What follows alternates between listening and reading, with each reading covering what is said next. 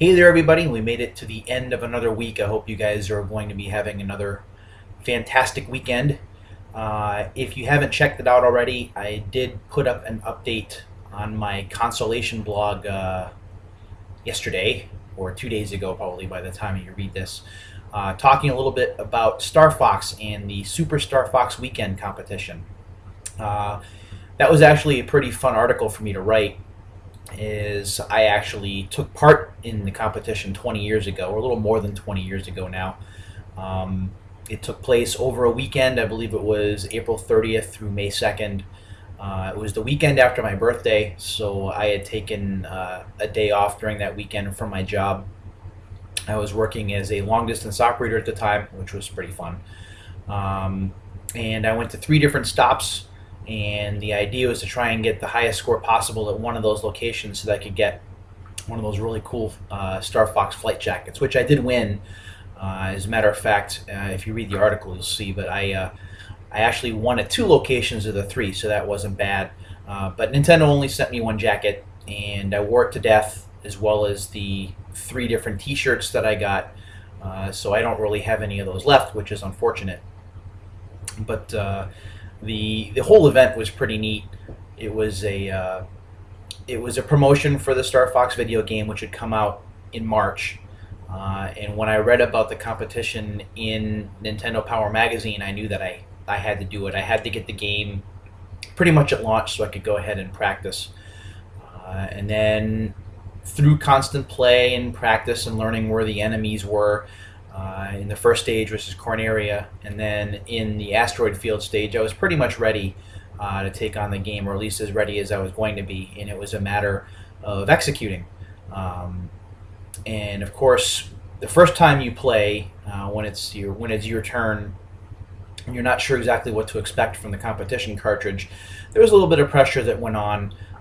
You're getting watched by other players. Other players are kind of seeing what your strategy is. You, of course, want to do well, not only to try and win the jacket and win the title at that particular location, but just so that you don't embarrass yourself in front of other people. And I did well at that first location. That first location was in Auburn, Massachusetts, at the Auburn Mall, as a matter of fact. And then I wound up going to Worcester, Mass., which isn't too far away, for the second location, and that's where I dominated.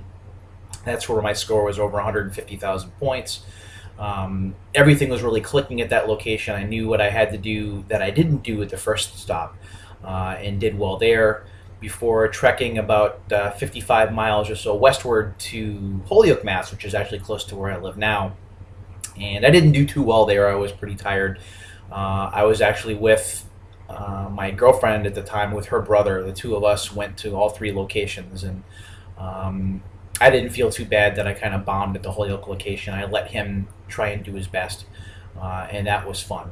As a matter of fact, the whole concept, the whole experience was a blast. If you haven't played the Super Star Fox Weekend Competition ROM, or if you haven't seen it on YouTube, you get 4 minutes, and there are actually 3 stages that you can get through, or at least get as far as you can within that 4-minute span. The first stage is the Corneria stage from Star Fox, and the second is the asteroid field stage. After that, there is a third stage built specifically for the game, which basically has the R-Wing flying through rings, and you can shoot targets that are situated on the outside of each ring, as well as some rings that will kind of go back and forth, and you have to shoot them in order to keep them still so you can fly through them. And then best score won. I think, and I'm pretty sure it was between 120 and 125,000 points in the Auburn location. I did a little bit better than that at Worcester, and then I did about 100K in Holyoke. So 2 out of 3 wasn't bad. A lot of driving that day, but it was a good time. And the thing about those competitions is that they don't really happen like that anymore. We haven't had a lot of sanctioned competitions since.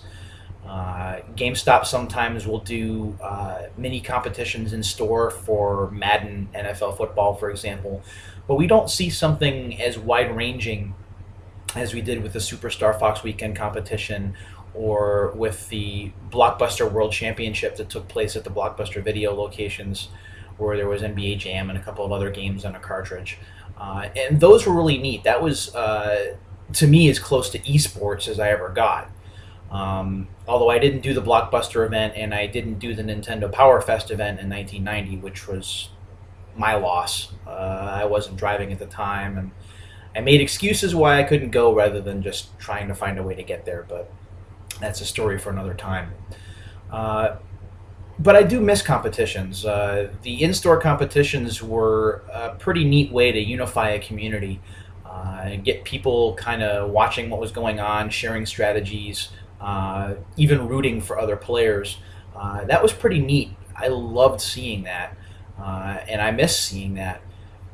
There are competitions where you do still see that from time to time. Most notably, the uh, the annual classic video game competition that is held up at Fun Spot up at Weirs Beach, New Hampshire, every summer or every spring, I should say.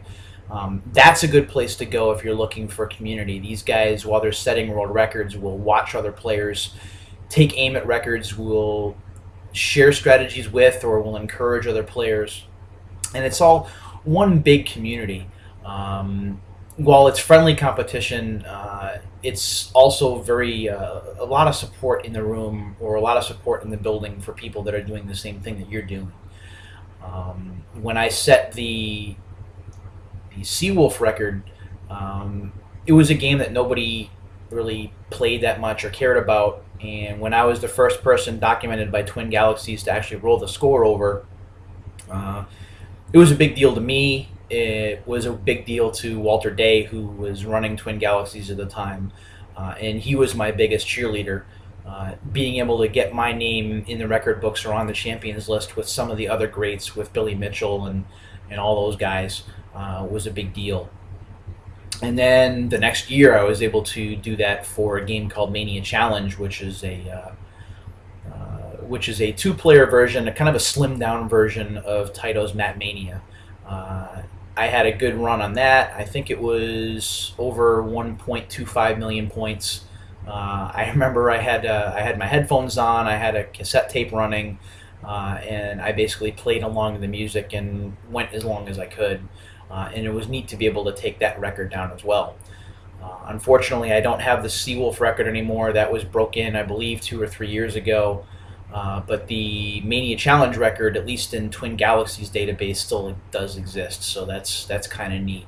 But again, that's competition. It's on-site competition. It's being in a room or in a building with people who share the same interests and skill sets as you.